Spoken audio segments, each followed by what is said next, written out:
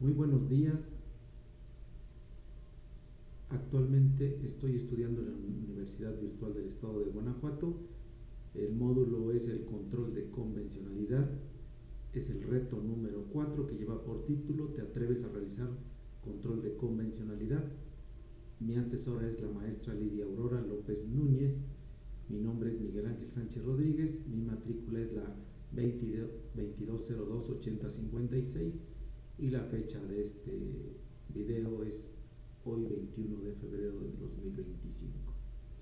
El reto consiste en presentar a ustedes la resolución de un caso práctico en el que su servidor actúa como titular de un órgano jurisdiccional,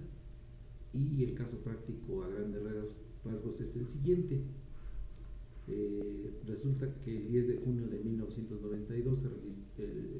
registró el nacimiento de Rosaura Gómez López, quien hace 6 meses acudió ante el registro civil para solicitar la modificación de su acta de nacimiento a fin de que ésta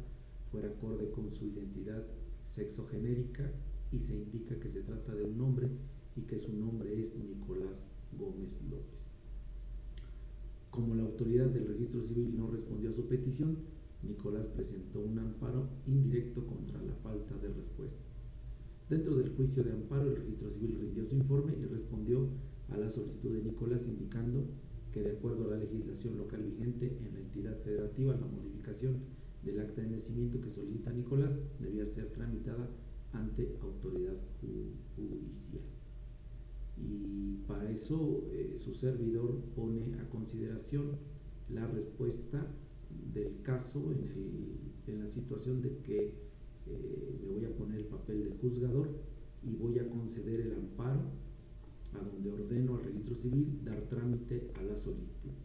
bajo los siguientes fundamentos y motivaciones.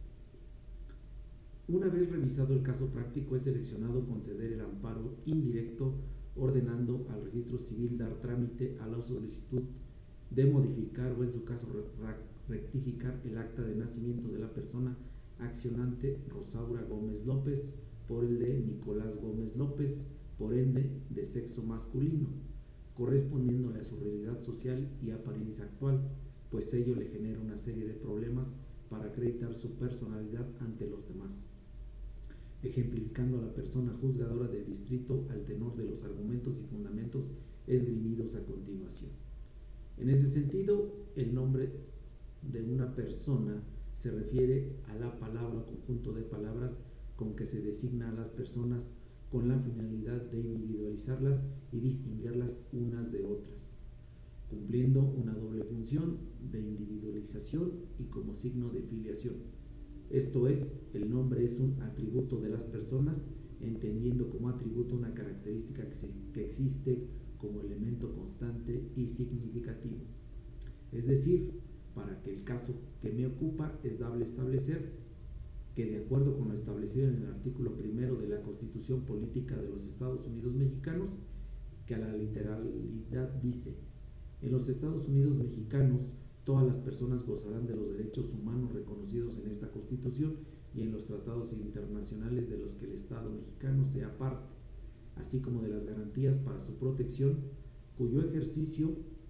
no podrá restringirse ni suspenderse, salvo en los casos y bajo las condiciones que esta Constitución establece. Pues bien, siendo evidente la voluntad constitucional de asegurar en los más amplios términos el goce de los derechos fundamentales y de que las limitaciones a ellos sean concebidas restrictamente, sobre todo, porque todos los hombres son iguales ante la ley, sin que pueda prevalecer discriminación alguna por razón de nacionalidad, raza, sexo, religión o cualquier otra condición o circunstancia personal o social, de manera que los poderes públicos han de tomar en cuenta que los particulares que se encuentren en la misma situación deben ser tratados igualmente sin privilegio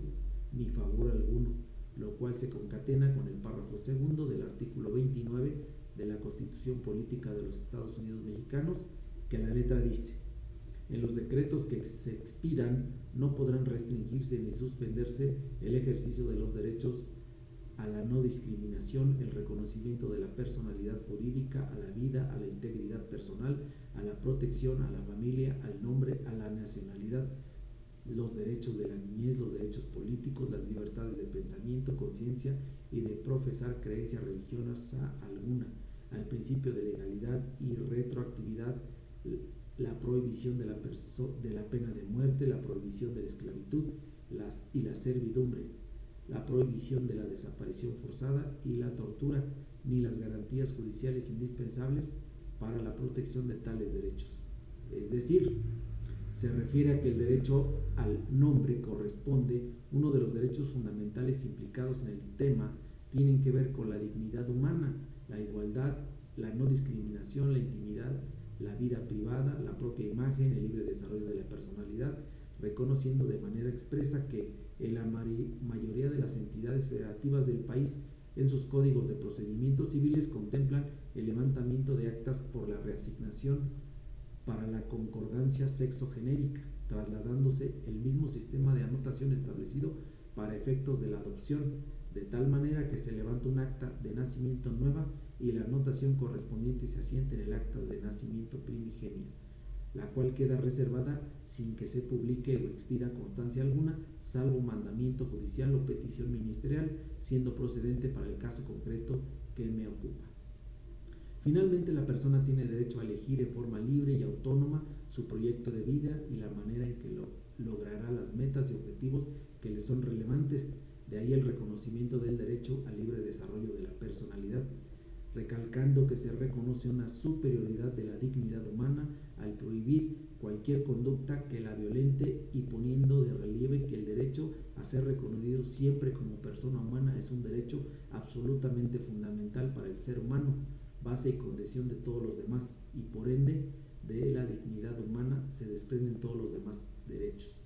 en cuanto son necesarios para que la persona desarrolle íntegramente su personalidad. En otras palabras, el derecho al libre desarrollo de la personalidad comprende, entre otras, la libertad de contraer matrimonio o no hacerlo, de procrear hijos y de cuantos, de escoger su apariencia personal, su profesión o actividad laboral, y la libre opción sexual, siendo todos estos aspectos parte de la manera en que el individuo desea proyectarse y vivir su vida, que solo él puede decidir en forma autónoma, engarzados con los instrumentos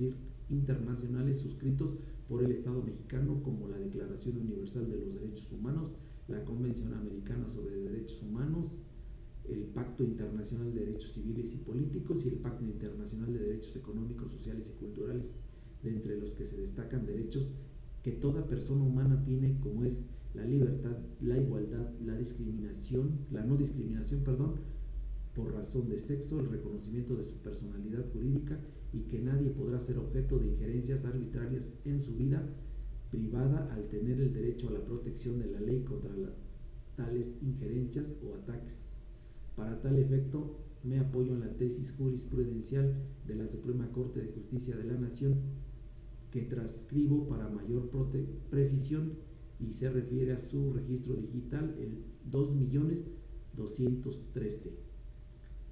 a la cual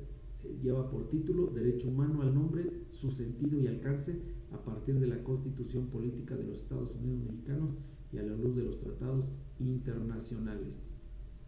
Bajo este tenor, el presente proyecto de resolución indica que los derechos personalísimos no se enuncian expresamente en la Constitución mexicana. Estos están implícitos en las disposiciones de los tratados internacionales suscritos por México y los mismos deben entenderse como derechos que derivan del reconocimiento al derecho a la dignidad humana previsto en el primero de los preceptos de nuestra Constitución, pues solo a través de su pleno respeto podría realmente hablarse de un ser humano en toda su dignidad. Por tal razón, no existe impedimento para que el registro civil de la entidad federativa en mención, caso práctico, tramite lo conducente de acuerdo a su legislación local respecto a la modificación del acta de nacimiento que solicita Rosaura Gómez López por el de Nicolás Gómez López, por ende de sexo masculino, siendo procedente la protección de la justicia constitucional y se hace valer los agravios esgrimidos de acuerdo a la parte considerativa. Muchas gracias. Buenas tardes.